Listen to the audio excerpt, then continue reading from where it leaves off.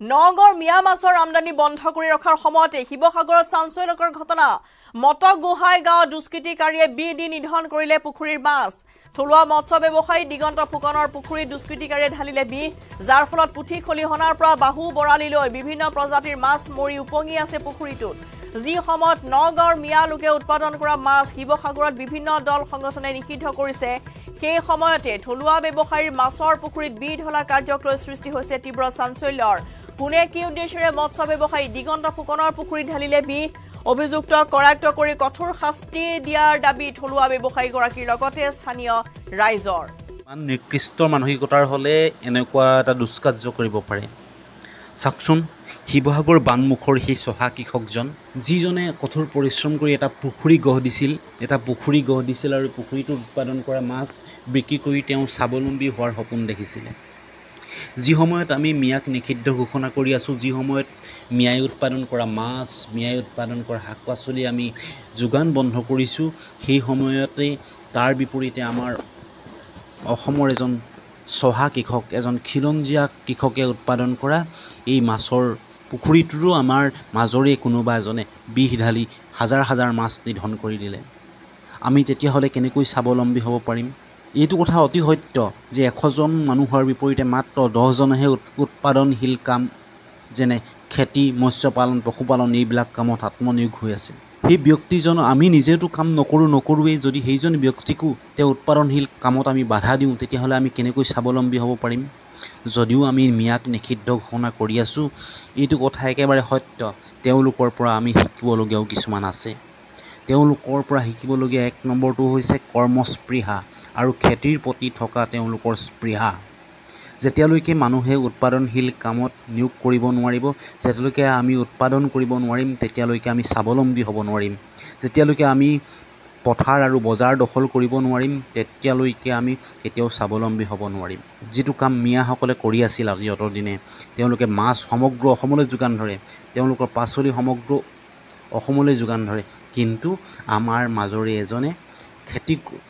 মৎস্য পালন কৰি তেওঁ স্বাৱলম্বী হোৱাৰ সপোন দেখিছে আমাৰ মাজৰে এজনে বিষ ঢালি সেই মুঠি মাছখিনি মাৰি পেলালে মই আশা কৰিছোঁ ভৱিষ্যত দিনত যেন এনেকুৱা ঘটনা কেতিয়াও সংঘটিত নহওক প্ৰত্যেকজন ব্যক্তি খেতিত আত্মনিয়োগ কৰক তেতিয়াহে আমি অসমক আগবঢ়াই নিব পাৰিম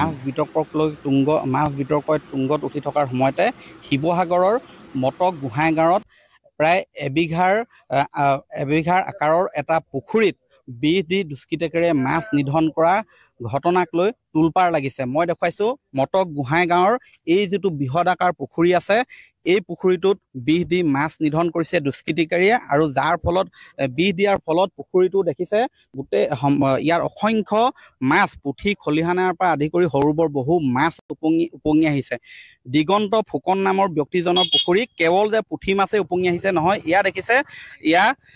ইয়া বৰালি মাছো ইয়াত উপঙি আহিছে দাদা এই গোটেই ঘটনাটো সন্দৰ্ভত কি ক'ব মানে আমাৰ গাঁৱৰ পুখুৰী বানমুখ মটক গোহাঁই গাঁৱৰ আমি মানে খেতি কৰা মানুহ খেতি কৰি আহি পেলাই গৰুহাল পথাৰলৈ এৰাল দিবলৈ আহোঁতেই দেখিলোঁ যে পুখুৰীটোত মাছে মানে বগা হৈ আছে প্ৰায় এবিঘামানৰ জেগাৰ পুখুৰী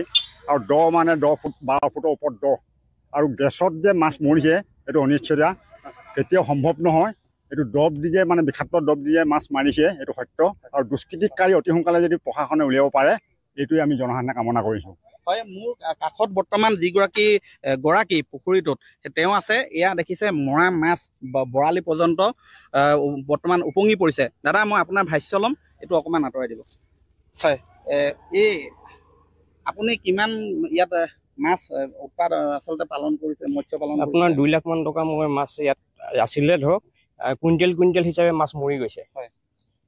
কুইণ্টেল হয় কেনেকুৱা কেতিয়া পোহৰলৈ আহিলে ঘটনাটো আপোনাৰ আজি ৰাতিপুৱা আহিলে কালি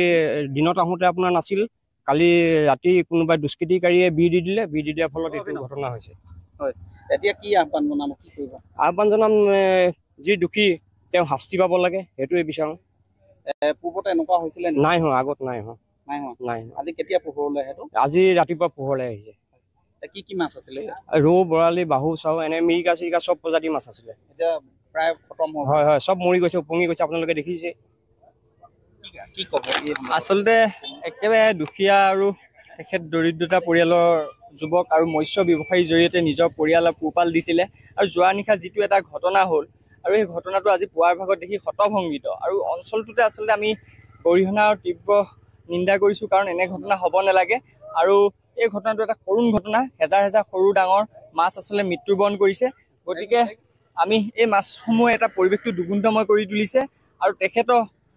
এটা উচিত তদন্তৰ কাৰণে আমি জিলা প্ৰশাসন আৰক্ষীৰ ওচৰত দাবী জনাইছোঁ